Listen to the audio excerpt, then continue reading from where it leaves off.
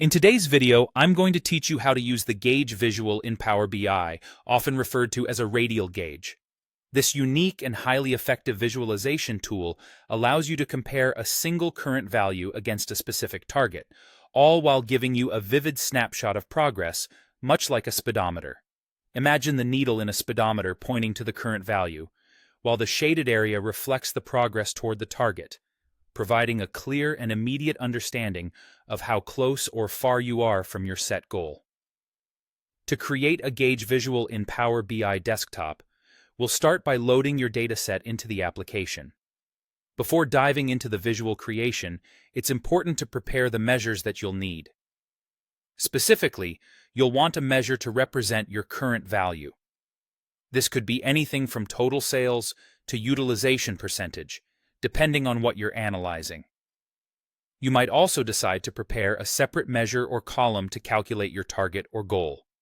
If you prefer, you can set both minimum and maximum values dynamically by creating additional measures or using static values. Once your data is ready, navigate to the Report view and open the Visualizations pane. Locate and click the gauge icon, which looks like a semicircular dial. Now, it's time to set up the fields for your gauge. Start by dragging your current value measure, for instance, total sales, into the value field of the gauge. Then, take your target measure or column and drag it into the target value field. This will add a visual marker, essentially a needle, that indicates where your goal lies. Decide on the minimum and maximum values for your gauge. Power BI typically defaults these values with min at 0 and max at double the current value, but you have the flexibility to customize them to better fit your specific needs through either static values or additional measures.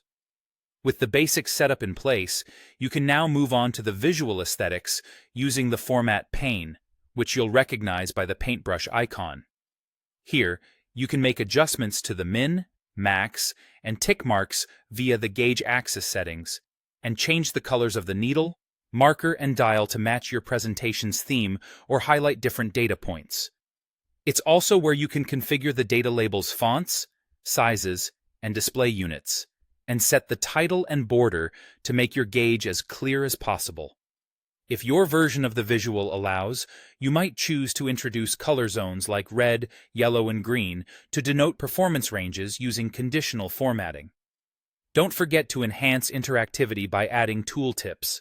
You can provide additional context by adding fields to the Tooltips section, which will display more information such as year-to-date sales versus target or how much remains to reach your goal when users hover over the gauge.